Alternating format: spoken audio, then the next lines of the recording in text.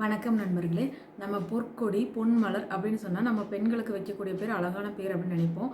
நம்ம மூலிகைக்கும் அதே பேர் தான். நம்ம பார்க்க போகிற இந்த மூலிகையோட பேர் பொற்கொடி. பொற்கொடி அப்படின்னா தங்கத்துக்கு நிகரான ஒரு மருந்து. அப்படின்னா நம்ம தங்கத்துக்கு பதிலாக இதையே வாங்கிக்கலாமா அப்படின்னு நினைக்கக்கூடாது.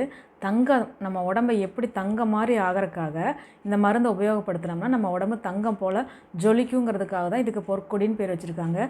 இது நம்ம லக்ஷ்மி தேவி, நம்ம வணங்கக்கூடிய லக்ஷ்மி தேவியோட அம்சமாக இதை குறிப்பிடுறாங்க நம்ம சித்தர்கள். நம்மளுடைய வள்ளலார் சுவாமிகள் அருட்பெருஞ்சோதி தனிப்பெருங்கருணையை வலியுறுத்தினவர்.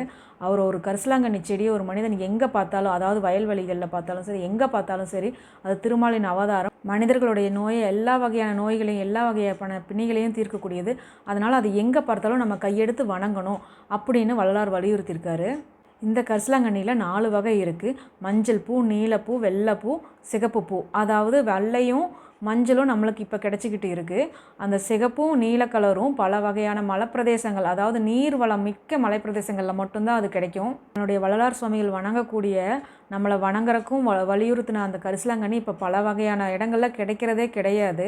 பல வகையான மருந்துகள், களைக்கொல்லிகளை கொண்டு அதை அடித்து அந்த கரிசலாங்கண்ணி இனத்தையே அழிச்சிட்டாங்க. நம்ம எங்கே தேடினாலும் இப்போ வெள்ளை கரிசலாங்கண்ணி, மஞ்சள் கரிசலாங்கண்ணி அந்த இனமே இல்லை. நம்மளுக்கு அவ்வளோ ஒரு காயக்கல்ப மூலிகையான அந்த இனத்தையே பல வகையான களைக்கொல்லிகளை கொண்டு விவசாயிகளுக்கு அவங்க களைக்கொல்லியை அடித்து அதை அந்த இனத்தையே அழிச்சிட்டாங்க.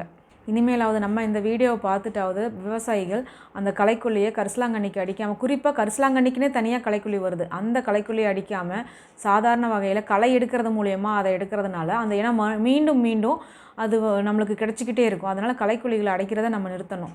பல வகையான நவீன மருத்துவ முறைகளில் கரிசலாங்கண்ணியை கொண்டு அதுலேருந்து கிடைக்கிற எக்ஸ்ட்ராக்டை வச்சு பல வகையான மருந்துகளை தயாரித்து நம்மளுக்கே மல்டிநேஷ்னல் கம்பெனிஸ் நம்மளுக்கே மருந்தாக விற்கிறாங்க. அந்த அளவுக்கு இதில் பவர் அதிகமாக இருக்குது. அவங்க அதிகமான முறையில் அதை தயாரித்து அதிக விலைக்கு கொடுக்குற அந்த கரிசலாங்கண்ணி மாத்திரைகளை நம்ம வாங்கி சாப்பிட்றோம். ஆனால் அதுவே நம்ம ஒரு கீரையாவோ ஒரு கரிசலாங்கண்ணி சாறாவோ எடுத்து சாப்பிட்றதுக்கு நம்ம கஷ்டப்படுறோம். அந்த மாதிரி மல்டிநேஷ்னல் கம்பெனி இந்த கரிசாலையை வச்சு பல ஆயிரக்கணக்கான விலை வச்சு அந்த மருந்துகளை விற்கிறாங்க.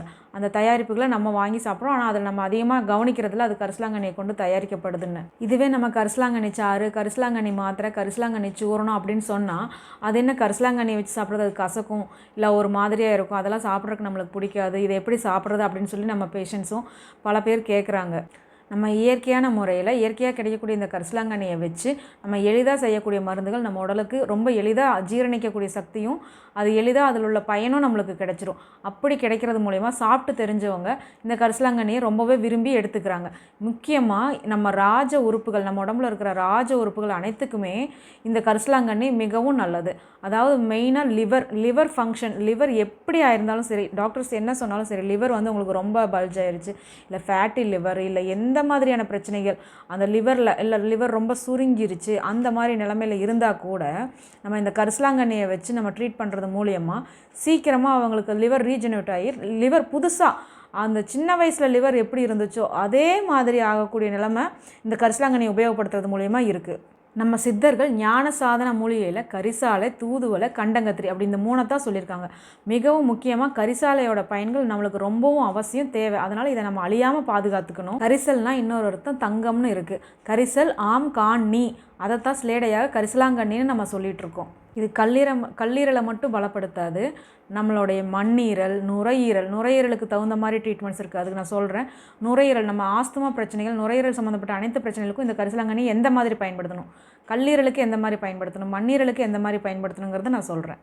இப்போ பல பேர் டிடாக்ஸ் பண்ணுற மெத்தட் அப்படின்னு ஒன்று ஃபாலோ பண்ணிட்டு வராங்க. அதாவது நம்ம உடம்பை சுத்தப்படுத்திக்கிறது. ஒரு 6 மாதத்துக்கு ஒருக்கா நம்ம பேதி கொடுத்து எப்படி சுத்தப்படுத்துவோமோ அதே போல் 6 மாதத்துக்கு ஒருக்கா, ஒரு வருஷத்துக்கு ஒருக்கா நம்ம கரிசலாங்கண்ணி ட்ரீட்மெண்ட் எடுத்து நம்ம உடம்பை சுத்தப்படுத்திக்கலாம். காமால, அனிமியா, ரத்த சோகை, மகோதரம், வயிறு வீங்கிறது, பாண்டு, காமாலையே அதிகமாக முத்தி போய் வயிறு வீங்கி இருக்கிறது, இந்த மாதிரி பல பிரச்சனைகள், ஹைட்ரோசல், விரைவீக்கம், ஆண்களுக்கு உண்டான விரைவீக்கம், அது எந்த வயதினராக இருந்தாலும் பரவாயில்ல, அந்த மாதிரி பிரச்சனைகளை கூட நம்ம கரிசலாங்கண்ணியோட கீழா நெல்லி அப்புறம் வல்லாரை கசாயம் இந்த 3ஐயும் கலந்து நம்ம அவங்களுக்கு மருந்தாக தயாரித்து கொடுக்கறது மூலியமாக எளிதாக நம்ம குணப்படுத்திடலாம். இந்த பொற்கொடி அஷ்டகர்ம மூலிகைகளில் மிகவும் சக்தி வாய்ந்தது. சித்தர்கள் அவங்க உடம்பை அணுவை போல் சிறுசாக்கி, அதாவது கண்ணுக்கே தெரியாமல் சித்தர்கள் எப்படி வாழ்ந்தாங்கன்னா இந்த கரிசலாங்கண்ணியோட உதவியை கொண்டு தான் அவங்க அஷ்டமா சக்திகளை, அனிமா சக்தியை பெற்றாங்க. இது அகத்தியர் அவரோட நூலில் குறிப்பிட்டிருக்காரு.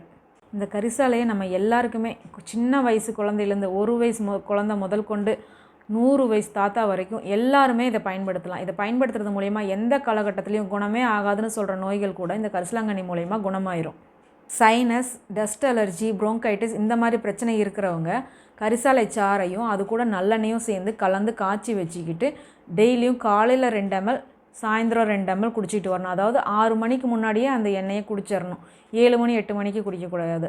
அந்த மாதிரி 2 வேளையும் அதை 2 ml மட்டும் போதும். 2 ml குடிச்சிட்டு வர்றது மூலிமா அந்த லங்ஸில் இருக்கிற எல்லா பிரச்சனைகளையும் அது தீர்த்துரும். பாம்போ இல்லை விஷக்கடியோ வண்டோ தேலோ பூரான் எதாக இருந்தாலும் சரி, கிராமத்தில் பக்கமெல்லாம் திடீர்னு இரவு நேரத்தில் லைட் இல்லாத டைமில் அந்த மாதிரி ஏதாவது பூச்சிகள் கடிச்சிருச்சு, இல்லை நம்ம நகர்ப்புறத்தில் இருக்கிறவங்க கூட திடீர்னு ஏதாவது கடிச்சிருச்சு, நம்ம ஹாஸ்பிட்டல் போகிறதுக்கு முன்னாடி இந்த கரிசாலை பொடியோ வீட்டில் நம்ம வச்சுக்கிட்டோம்னா அதை மோரில் கலந்து இமீடியட்டாக அவங்களுக்கு ஒரு ஃபஸ்ட் எய்டு மாதிரி கொடுத்துட்டு நம்ம ஹாஸ்பிட்டல் போகிறது மூலிமா அவங்களுக்கு ரொம்ப விஷம் ஏறாமல் பாதுகாக்கும். இந்த கரிசாலை சமூலத்தை நம்ம கொண்டு வந்து நல்லா அலாசிட்டு அப்படியே வேரோடு அலாசிட்டு நிழலில் உணர்ந்ததுக்கப்புறம் அதை பொடியை அரைச்சி அதை நம்ம சட்டியில் போட்டு கருக வறுத்துட்டோம்னா சாம்பல் ஆயிரும். அந்த சாம்பலை நம்ம தேங்காய் எண்ணெயில் குழச்சி நம்ம கண்ணுக்கு போடுறது மூலயமா கண்மையாக உபயோகப்படுத்திக்கலாம். அது மட்டும் இல்லாமல் நம்ம உடல் சூடு, கண்ணில் இருக்கிற பிரச்சனைகள், பல பார்வை கோளாறுகள் அதையெல்லாம் சரி செய்யக்கூடிய சக்தி இந்த கரிசலாங்கண்ணி மைக்கு இருக்குது. மிகவும் முக்கியமாக தோல் பிரச்சனைகள் நிறைய பேர்த்துக்கு 100க்கு 90 பேருக்கு தோல் பிரச்சனை இருக்குது. அந்த மாதிரி தோல் பிரச்சனை இருக்கிறவங்க, தீராத தோல் பிரச்சனைகள், குஷ்டம் போன்ற ரோகம் இருக்கிறவங்க கூட 100 வருஷம் பழமையான நம்ம சித்தர்கள் சொல்லியிருக்காங்க. நம்ம இப்போ அதை அந்த வேப்ப மரத்துக்கு 100 வருஷம் பழமையாக இருக்குன்னு தெரியாது.